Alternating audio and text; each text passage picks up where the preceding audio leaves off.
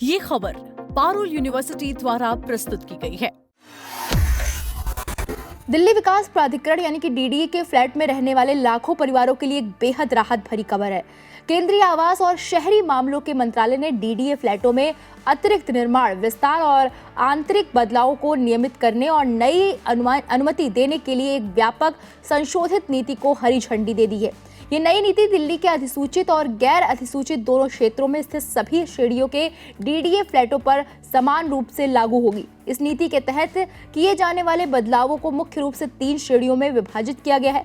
पहली श्रेणी 1 है बिना किसी सूचना या पूर्व अनुमति के दी जाने वाली छूट यानी कि मामूली बदलाव। इस श्रेणी में वो मामूली बदलाव शामिल हैं जिनके लिए किसी संरचनात्मक परिवर्तन की आवश्यकता नहीं होती और इन्हें फ्लैट मालिक बिना डीडीए या नगर निगम को सूचित किए करा सकते हैं। ग्रिल और ग्लास फिटिंग, बरामदे और बालकनी या छत की मुंडेर की ऊंचाई ग्रिल या शीशा लगाकर 5 से 7 फीट तक बढ़ाना। आंगन में बदलाव, सामने और पीछे के आंगन की दीवार की ऊंचाई 7 फीट तक उठाना और बिना किसी साझा रास्ते के प्रभावित किए दरवाजा लगाना या उसका स्थान बदलना।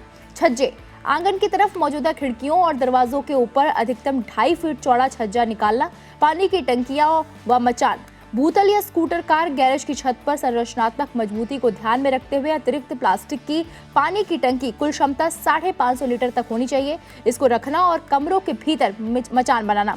खिड़की को अलमारी में बदलना, बिना किसी बाहरी उभार और संरचनात्मक छेड़छाड़ के खिड़की को अलमारी का रूप देना।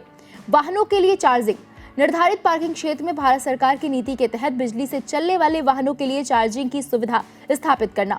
श्रेणी 2 में जो आते हैं केवल सूचना या विशिष्ट अनुमति के साथ स्वीकार बदलाव यानी कि बड़े बदलाव। इस श्रेणी के अंतर्गत बड़े बदलाव आते हैं जिनमें संरचनात्मक संशोधन या सेवा लाइनों में बदलाव की आवश्यकता हो सकती है। इसके लिए निर्धारित प्राधिकरण को सूचित करना या अनुमति लेना अनिवार्य है।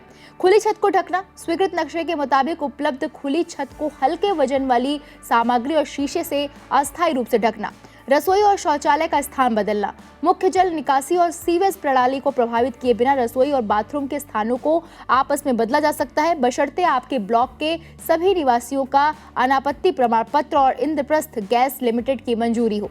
सीढ़ियों का विस्तार, जहां साझा सीढ़ियां सीधे छत तक नहीं जाती हैं, वहां ढांचे की सुरक्षा और 75% निवासियों या निवासी कल्याण संघ की संयुक्त सहमति से सीढ़ियों का विस्तार किया जा सकता है। पुनर्निर्माण, एकल मंजिला या डुप्लेक्स फ्लैटों के मामले में पुराने ढांचे को हटाकर मूल मानदंडों यानी कि भूमि कवरेज, ऊंचाई के दायरे में नए सिरे से निर्माण की अनुमति होगी। सौर ऊर्जा पैनल, निवासी कल्याण संघ या ब्लॉक के 75% निवासियों की सहमति से साझा छत पर सौर ऊर्जा पैनल लगाना होगा। श्रेणी 3 केवल पूर्व अनुमानित अनुमति के साथ अतिरिक्त कवरेज। इस श्रेणी के तहत निर्माण करने के लिए पूरी तरह पूर्व अनुमति अनिवार्य है। आंगन को ढकना, लेआउट योजना के अनुरूप भूतल के आंगन को पहली मंजिल के स्तर तक स्थायी संरचना के रूप में ढकने की अनुमति। ऊपरी मंजिल पर निर्माण का अधिकार, बहुमंजिला फ्लैटों पर यानी जो 4 मंजिल तक है उसमें रहने वाले ऊपरी मंजिल के मालिकों को निचली मंजिल के आंगन या छत को ढकने के परिणाम स्वरूप उपलब्ध क्षेत्र पर स्थायी निर्माण का अधिकार होगा। पीछे के आंगन में शौचालय, उचित जल निकासी व्यवस्था और कनेक्शन के साथ पीछे के आंगन में अतिरिक्त बाथरूम और शौचालय का निर्माण। नियामक शर्तें और ऑनलाइन आवेदन प्रक्रिया, डीडीए ने साफ तौर पर कहा है कि इस नीति का लाभ उठाते समय किसी भी प्रकार के सार्वजनिक भूमि पर अतिक्रमणों का बर्दाश्त नहीं किया जाएगा।